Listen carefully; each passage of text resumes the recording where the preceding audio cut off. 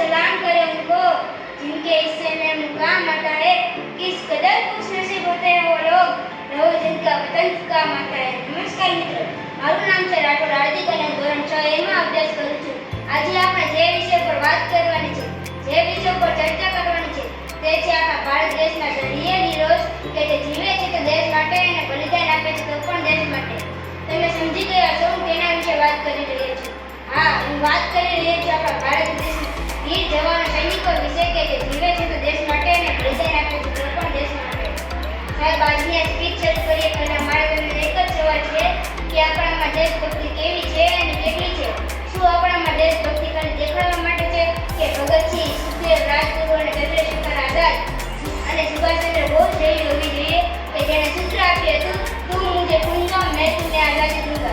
સાહેબ, આવી હોય છે દેશભક્તિ અને આનું નામ કહેવાય દેશભક્તિ। આજે આપણે વાતો કરી રહ્યા છીએ દેશભક્તિની, તો હું તમને એક કિસ્સો તો જરૂર સંભળાવવા માંગુ છું કે જર્મનીના હિટલરે આપણા ભારત દેશના હોકીના જાદુગર તરીકે ઓળખાતા મેજર ધ્યાનચંદને તે બોલાવ્યા અને કહ્યું, શું આપી છે તારા દેશે તને? તું મારી પાસે આવી જા, હું તને એર ચીફનું માર્શલ બનાવી દઈશ। સાહેબ, વાત દેશ ઉપર આવી હતી તેથી આપણા મેજર ધ્યાનચંદે જવાબ આપ્યો કે જે મને આગળ લઈ જાય એ જરૂરી નથી, જે મારા દેશને આગળ લઈ જાય એ જરૂરી છે।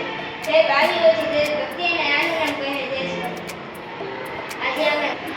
આજે આપણે વાતો કરી રહ્યા છીએ દેશભક્તિની, તો આપણે એક સૈનિકની વ્યથા ક્યારે સમજી શકીએ?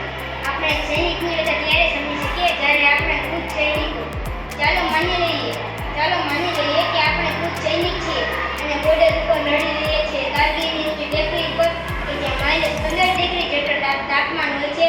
કાલે આપણે ઘરે જવાનું છે, ઘરના દરેક સભ્ય ખુશ છે, હેડ ઓફિસરે ચિઠ્ઠી આપી દીધી છે, ત્યારે સામેથી પાકિસ્તાનમાં હુમલો કરી દીધો।